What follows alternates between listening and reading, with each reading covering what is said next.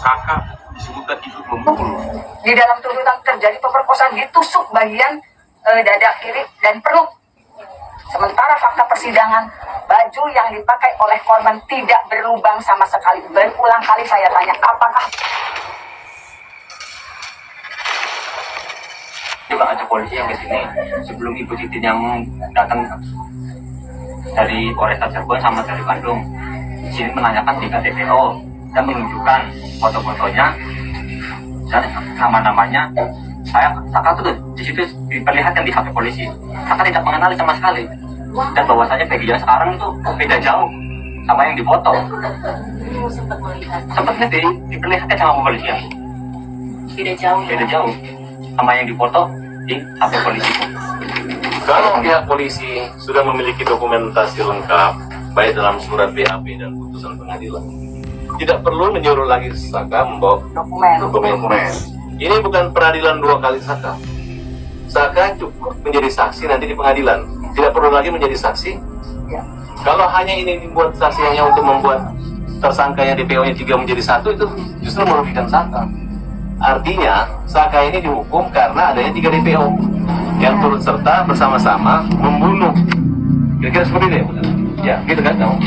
dituduh seperti itu? Nah, tapi kalau dibuat penyidikan baru kemudian DPO-nya berbeda dengan pertimbangan hakim dan putusan hakim, oleh karena itu, Saka pasti keberatan.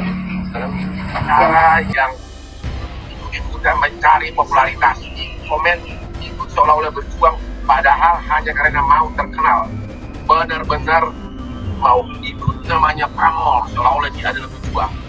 Kamu tahu, banyak televisi minta Hotman untuk tampil live, Hotman selalu tolak. Begitu banyak acara televisi saya tidak pernah mau karena saya menyuarakannya dengan cara jalur yang benar.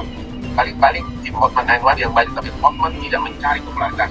Tidak seperti oknum pengacara sekarang yang ikut-ikutan ngomong, ikut-ikutan nimbrung, padahal nggak ada yang minta dia. Nggak tahu malu, kenapa sih kalian itu? Kalau mau buka 1000 Hotman 911 di seluruh Indonesia, jangan mencari popularitas. Yang bikin kasus ini mendapat perhatian serius secara hukum adalah Hotman 911, dan kami tidak minta imbalan jasa untuk itu. Pun sudah kasus yang kami buka, no hero, no justice. Tidak seperti Anda cari-cari ikut-ikutan nimbrung. Kalau mau ngetok kualitas dong, nggak bisa cengin Hotman hanya dengan nimbrung atau batu. Karena kan gini, sebetulnya ini kan panggilan Saka itu berkaitan dengan DPO-nya Peggy. Sebetulnya dari awal juga saya sih masalah DPO, walaupun nama DPO itu tercantum loh di putusan pengadilan di halaman 126, 127 itu menimbangnya ada, kemudian mengadili nama DPO itu dicantumkan di halaman 134. Nah tiba-tiba menghilang yang duanya dengan alasan fiktif. Kalau misalnya DPO aja fiktif, bagaimana dengan peristiwa sebetulnya yang terjadi? Apakah betul sedramatisir itu? Apakah betul peristiwanya sedramatisir itu? Dikejar, dibawa ke Talun, kemudian dipukuli di Talun, di flyover Talun, kemudian dibawa ke belakang showroom, dipukuli di situ.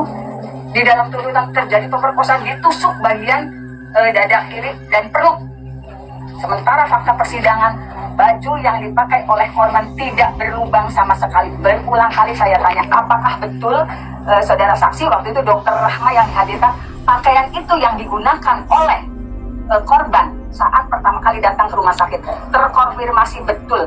Apakah betul pakaian yang digunakan tidak ada lubang di dada bagian samping ini dan perut? Karena dalam tuntutan kematiannya itu akibat tusukan samurai di bagian dada dan perut. Sedangkan hasil visum ada retak di bagian tulang belakang tengkorak. Jadi kalau DPO aja fiktif, nah bagaimana dengan kronologis tuntutannya? Yang ceritanya begitu seram, sementara dalam pembuktian bahwa hasil visum itu jauh daripada bunyi tuntutan. Begitu juga dengan putusan. Putusannya ada loh DPO 3 orang itu. 126, 127, silahkan yang punya salinan putusan 126, 127, 134 sudah dicantumkan 3 DPO itu. Tiba-tiba jadi fiktif.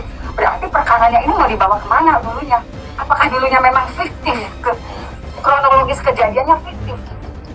Saka Tatal salah satu pelaku buka suara terkait kasus yang menjeratnya setelah menjalani 3 tahun 8 bulan. Pengakuan Saka Tatal ini berbeda dengan fakta yang terungkap di persidangan di Pengadilan Cirebon. Seperti apa isi putusannya? Dikutip dari Detikcom melalui putusan Pengadilan Negeri Cirebon, Minggu tanggal 19 Mei tahun 2024, hakim memaparkan keadaan yang memberatkan tersangka.